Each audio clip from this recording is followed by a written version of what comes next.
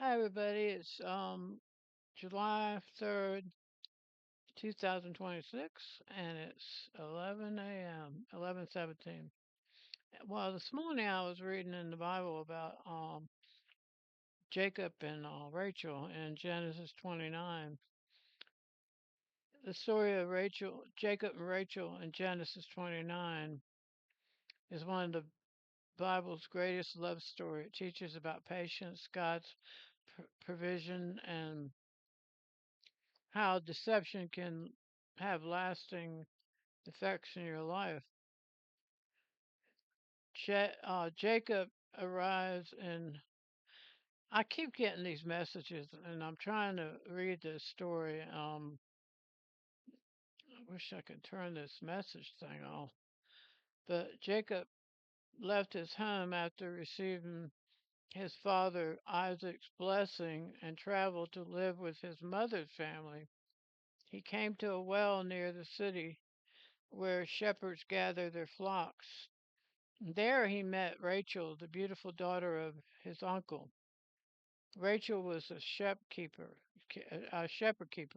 She kept the sheep, caring for her father's sheep.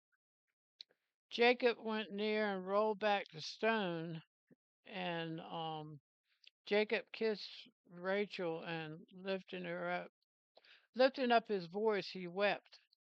Jacob was overcome with emotion because God had led him safely to his relatives.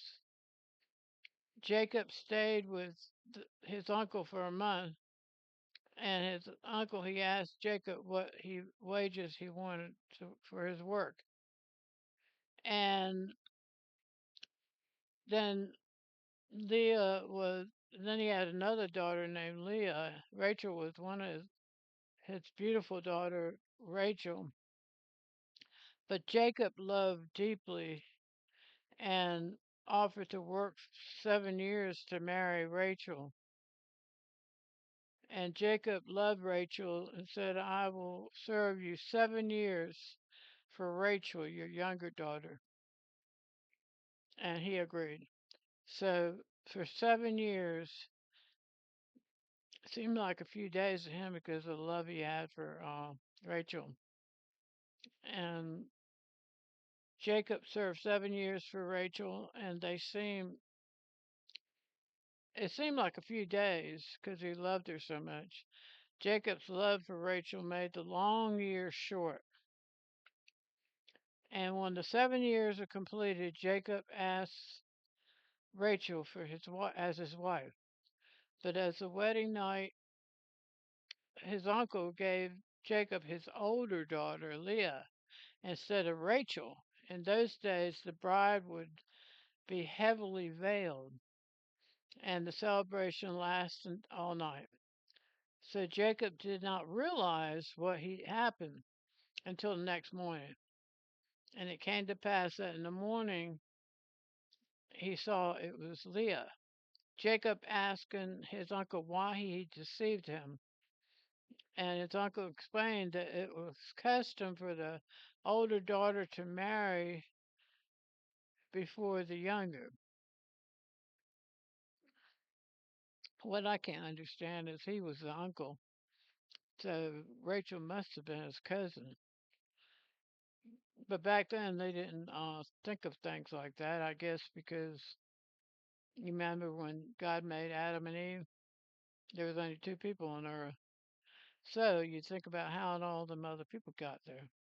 Then they agreed, and then Jacob marries Rachel. He agreed to give Rachel to Jacob, and Leah's wedding week was complete if Jacob would serve another 7 years. And Jacob agreed. He loved Rachel, and he went in also unto Rachel, and he loved also Rachel more than Leah, and served him the 7 years. In total, Jacob worked 14 years to marry the woman he loved. Although Jacob loved Rachel more, God gave Leah and loved and blessed her with children Rachel remained unable to have children for a time.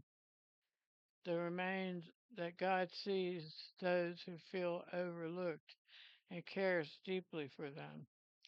Lesson in this chapter is God can guide our lives through difficult circumstances, that true love is patient and willing to sacrifice. Deception often brings painful things that will happen. Jacob himself had been deceived by his father earlier in life, and now he experienced deception from his uncle. God cares for those who feel rejected or unloved. God's plan continues to unfold through the imperfect people in difficult situations. One of the most memorable verses in the story is in Genesis 29:20, that Jacob served 7 years for Rachel, and they seemed unto him a few days for the love he had for her.